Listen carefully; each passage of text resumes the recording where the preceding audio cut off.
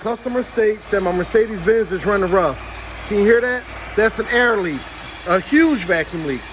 I can't really tell where it's coming from, but watch this. Watch how that idle change. This is old school. That's old school. Let's get a smoke test on and see what happens. See what's happening.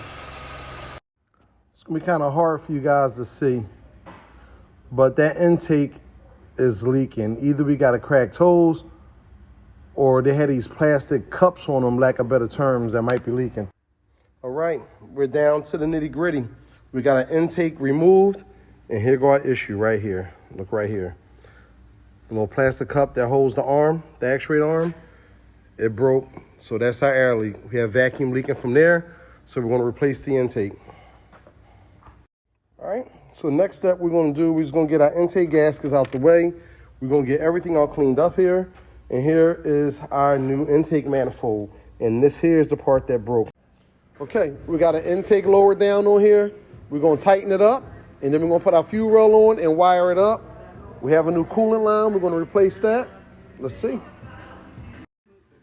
Okay, all straightforward now, all downhill. Fuel rail in, injectors in. Basically, put our ECM in and connect the rest of our wires, and we are done. Hey folks, how you doing? Phil again here from Harris Automotive. We're doing another job that we do all the time, an intake manifold on a Mercedes-Benz E350. If you take a look at the engine, it's actually a pretty involved job right here. The intake has to come off, wiring harnesses and everything has to come out the way. Here's the reason why we're replacing this intake manifold.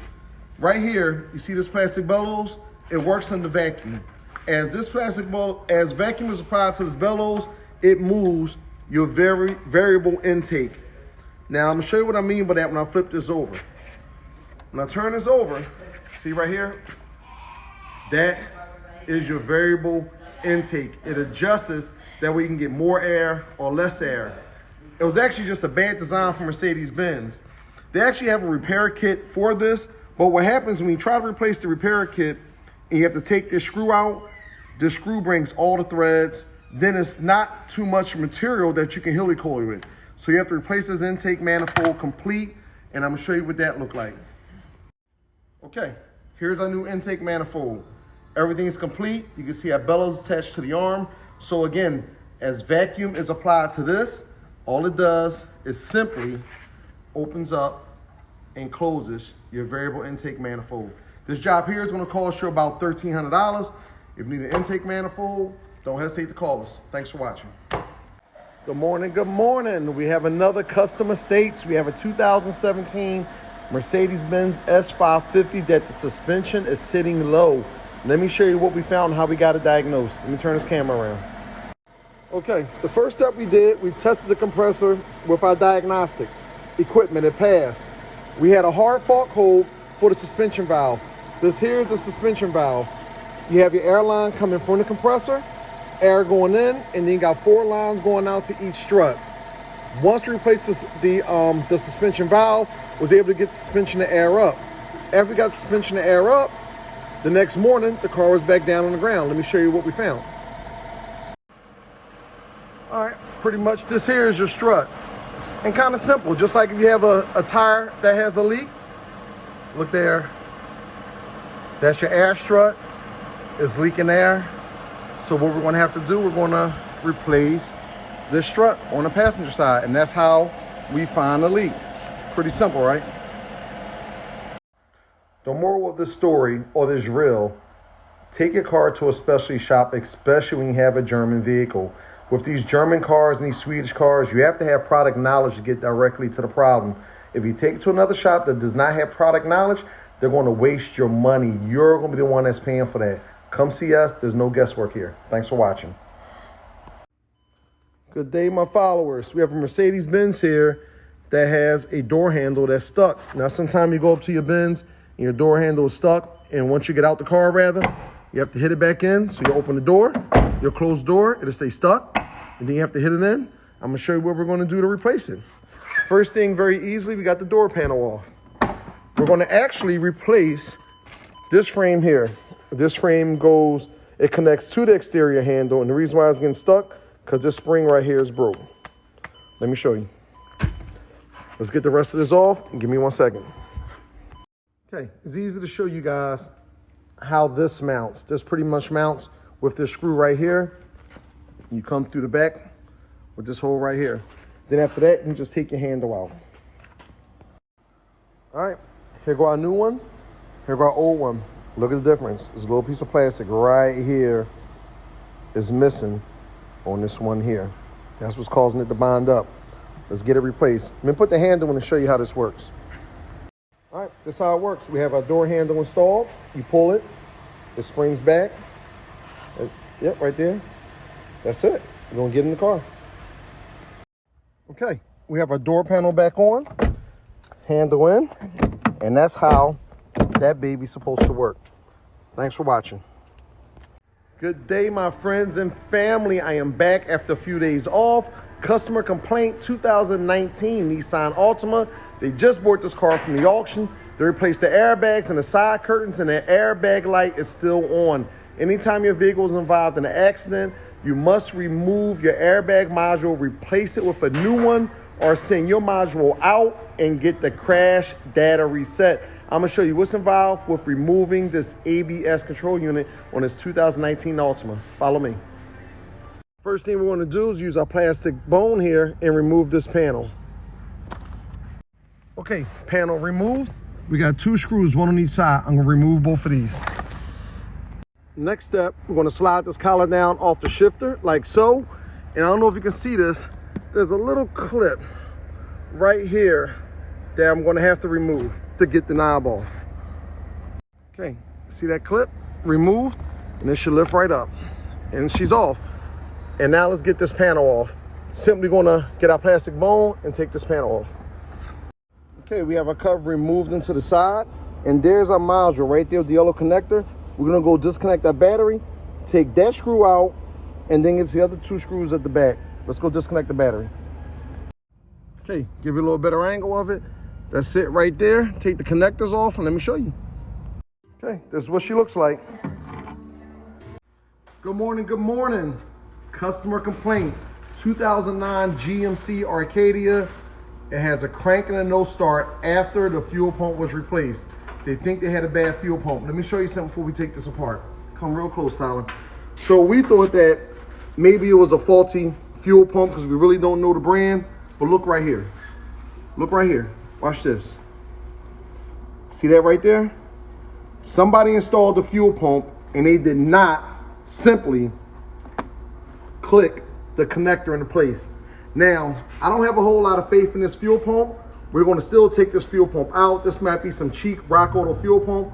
We're going to replace the fuel pump. But look at the size of this tank.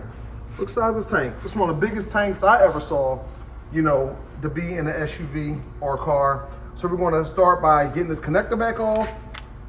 Simply take this connector off. We already got the hoses off. We're going to get this cap off and we're going to replace this fuel pump. Okay, we got our cap off, our connector off, and this tank is full, totally filled with fuel. So what we're going to do, we're going to get this generic fuel pump out of here. If we were trying to avoid you being all right. We are going together with this fuel pump and this GMC Arcadia long ass. All right, we are running. We scanning and clearing codes. We got a full tank of fuel as we expected. Thanks for watching. Customer states in my BMW 7 Series, the air conditioning is not working. We hooked it up to the AC machine. It was empty on Freon. Customer also stated that in the system, so we added dye to the system, charged the system, and then we have a UV light. I'm gonna show you how we track the leak. Okay, folks, you see my blue light? My blue light allows me to see the green dye that we just added to the system, and that's where our AC leak is coming from. It's just that simple. So we're going to recommend this customer replace the AC condenser. That's the leak. So we have our AC condenser out of the vehicle. A bunch of hold downs removed. It fits right here in this slot. See all that debris? That has a lot to do with why this fell. Let me show you. Come here. Look at the condenser. Just full of debris, and you can see the AC dye there. I'm gonna cut the light off so you can have a better look. One sec. Here's a picture of the dye. This is how we track the leak. This is a little bit of a better picture. So when you have your AC system charged and dye, this is what we do. We install dye in the system. Any of your AC needs, please come see us. Thanks for watching again. Hey folks, Phil again here from Harris Automotive. Just want to show you something real fast. We have a Mercedes-Benz here, 2006 Mercedes-Benz CLS 500. Oldie but goodie. These vehicles have EGR faults. See this EGR fault code here, 0400? The EGR system, it clogs up and goes bad. A lot of people, what they do, a lot of shops, what they do, they'll just replace the EGR valve. A lot of times, this is not your problem. The problem is actually the EGR tube. This end of the tube, see how clear it is brand new. This goes into the intake and this clogs up. Let me show you. For the sake of this video, we already got the 2 bolts loose for the EGR tube, and we got the 2 bolts off for the EGR valve for the sake of this video. So I'm gonna push this tube out the way. I'm gonna take my valve out the way. Everything looks good with the valve. No clog, nothing in there. Watch this tube. You have to kind of move your air tube out the way, and you have to rotate this. It only comes out one particular way.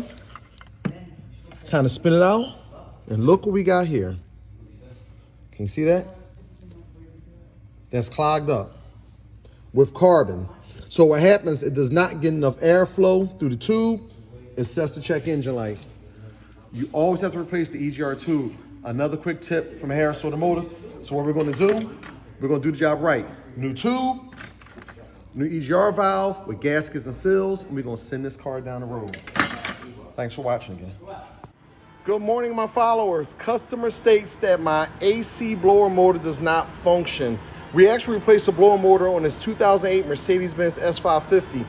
Once we replaced the blower motor and regulator with a new unit, come to find out the blower motor still cuts off.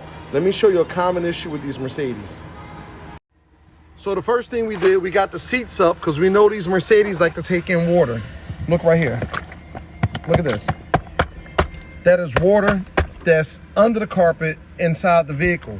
These here is your network connectors. These control the communication of the vehicle, LIN bus and CAN bus. These get soaked in water and they go bad. We have 4 on this side, 2 there, that white one there, and a brown one there. But now you may be asking, well, what's causing the water to come into the vehicle? Let me show you real fast.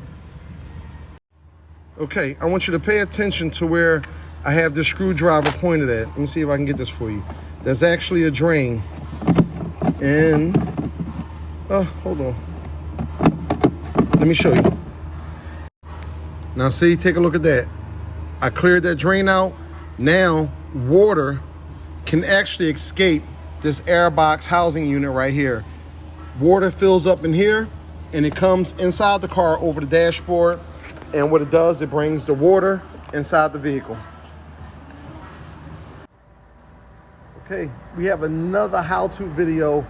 You ever get a call from a shop and it says your rear main seal or your rear crank seal is leaking oil and needs to be replaced? This here is what's involved. Let me show you. Okay, number 1, you got to remove the transmission. All right, this here is your flywheel, your flex plate. You see all this oil leaking behind this flex plate? We already have the bolts removed. We're going to remove this flex plate. You can get a better look at the rear main seal and the oil leak. All right, we have our flywheel off, and you see all your oil leaking here. This is your rear main seal. This seal leaks oil, and also this plate primarily leaks oil. We have a seal that we have to put around this plate. We're going to take this off and show you how to install it. All right, people, look at this. Forget about the rear main seal. Look at all the sludge that's in the engine. This is from not changing your oil. The rest of the engine look like this. This is all sludge. Look at this. This is all sludge. Again, I ain't making this up. We're gonna clean this up and we're gonna replace the rear main seal and see if the guy wanna do an engine flush. Change your oil. Okay, folks, we have our rear main seal and cover installed. Get the flywheel on and get the trans back in.